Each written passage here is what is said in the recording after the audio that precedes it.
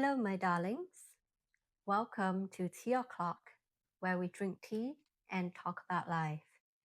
I've got my green tea here with me. Today is a Vietnamese lotus tea.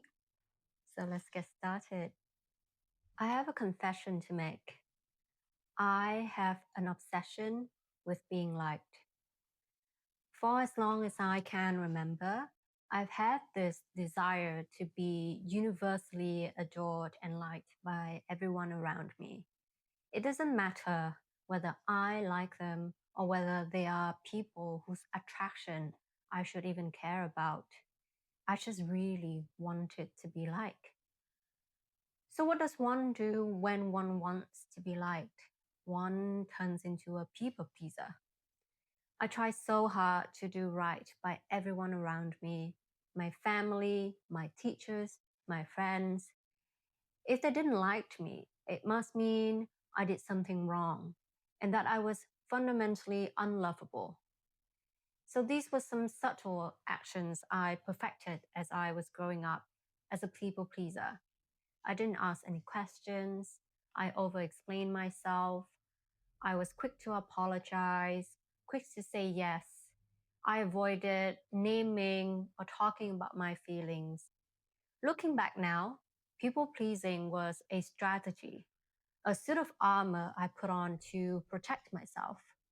I equated being liked with being good. And when you're good, no one can leave you or hurt you. Not being liked to me meant being abandoned and unloved. Was I that lonely and unsafe? I don't think so. I had a very good childhood growing up, and my parents were very loving. But at some point in those formative years, young Anne learned that if she let her true self be seen and heard, this would not please people, and they would leave her. Poor girl. All of this earned me a badge of being a good child or the nice one when I was growing up. Whether it actually helped me be liked was questionable. What I know now is that this badge has costed me everything in my adulthood, a steep price I'm still paying well into my 30s. So, what does being a people pleaser cost me? People pleasing is costly as fuck. Every time I prioritize being agreeable over being honest, it hurts my finances tremendously. That dinner I thought was too expensive, I went. The coffee day I said yes to, but I shouldn't have gone on because I already had two coffees at home. I said yes. Oh, it was your last day at work? Let me take you out for a drink and I'll pay for it. I was terrified of uncomfortable money conversations, be it at work negotiating my salary or asking someone to pay me back the money they owe me. I didn't want to be seen as money hungry or cheap or selfish. The sad part is, I didn't do any of these things from a place of genuine care or generosity.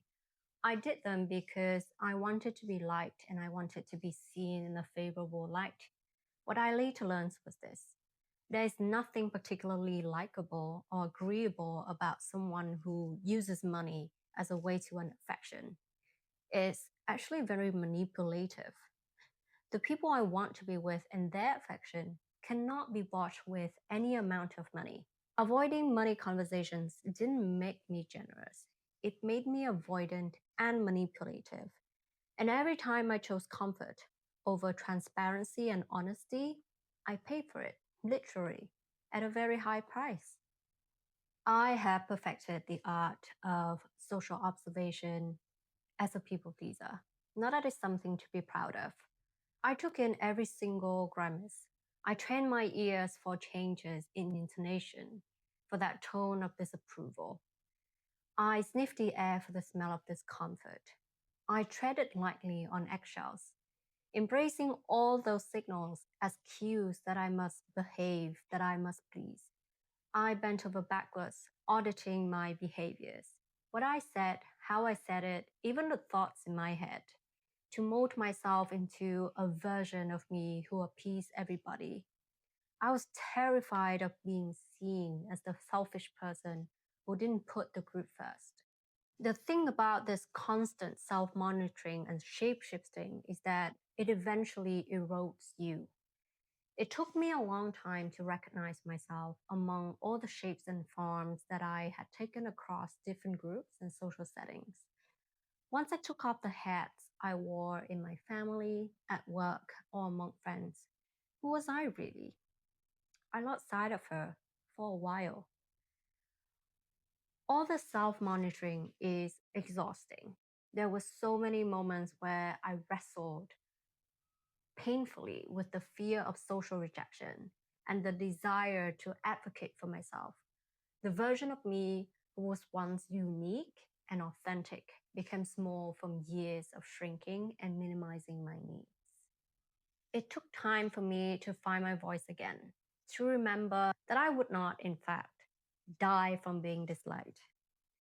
What I almost lost, though, or that part of me that almost got killed, was my ability to trust myself.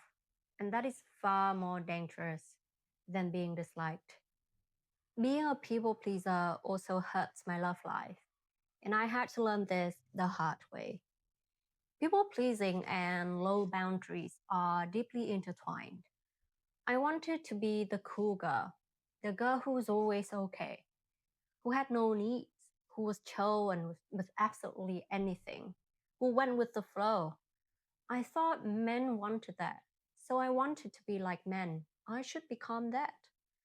I was told my standards were too high, my needs were too much, my emotions were too intense. So I let go of all of them. I hid away my needs and wants, scared that if they saw the real me, they would leave. But the sad part is, they left anyway. I was so quick to decenter myself in these relationships, chasing the high of being chosen. I didn't even pause to ask myself, do I even like them? Do I even choose them? I stopped asking whether I felt safe, chosen, or grounded with this person in this relationship. If you abandon yourself long enough, people would not suddenly start treating you better. They will simply accept the version of you that asks for nothing, which is not you. You are a person, and a person has needs and wants, and they deserve to be heard. Now, in my early 30s, I'm starting to realize all of this because at some point, you do have to snap out of it. And honestly, I'm exhausted. I realized I wasn't choosing my life, I was negotiating it with myself. This is where negotiation ends for me. I'm no longer trying to be understood. So I'm giving myself permission to be disliked, to prioritize my own needs, even when it feels selfish. So here are a few concrete behaviors I'm practicing as a recovering people pleaser. First, I recognize misalignment without rushing to fix it or attaching meaning to it. For example, if I verbally disagree with someone, I no longer jump into over explaining or correcting myself out of fear that I've upset them. In the past, I would immediately take responsibility for the emotional state of the interaction, trying to carry the connection on my own. Now, I let the other person participate. I don't assume disagreement equals unhappiness or abandonment from their side. It's surprisingly liberating now that I'm doing this. Second, I pause before responding. I kid you not, even a 5-second pause changes everything.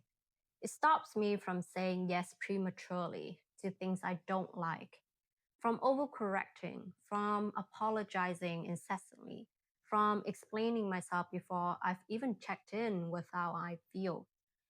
I let my brain catch up before my reflexes take over. If you're also a people pleaser, try it. Count to 5, then decide. Third, I name my needs and emotions more honestly.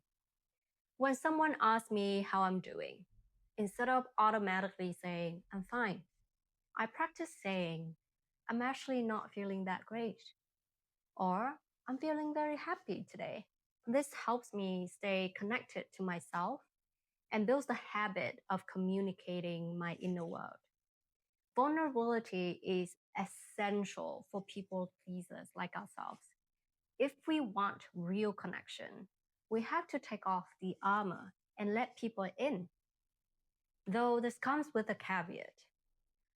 Not everyone has the capacity to hold your emotions, and that's okay. When I do this, I remind myself that I'm not doing it to receive care or reassurance. I'm doing it as a habit so that I don't abandon myself in the process of relating to the other people. Finally, I repeat this mantra whenever I feel that need to people please creeps in. I am not for everyone. I am neither water nor air. I am made of flesh and bone, and some are vegan. I accept that not everyone will like me or choose me, and that doesn't make me unlovable. It makes me real. Of course, we all want to be liked. Humans are social creatures, and social rejection is scary.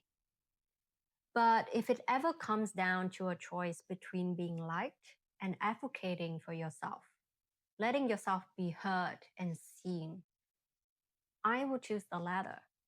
And I hope you will too. Social acceptance is not benevolent or worth it if it costs you your conscience and your mental well being. If you're constantly trying to be liked, you are outsourcing your self worth to that external world. And the price of that transaction is always your self respect and self acceptance. Let authenticity be your strongest boundary. Let it filter in only what is meant for you. I give myself that permission, and I give you that permission.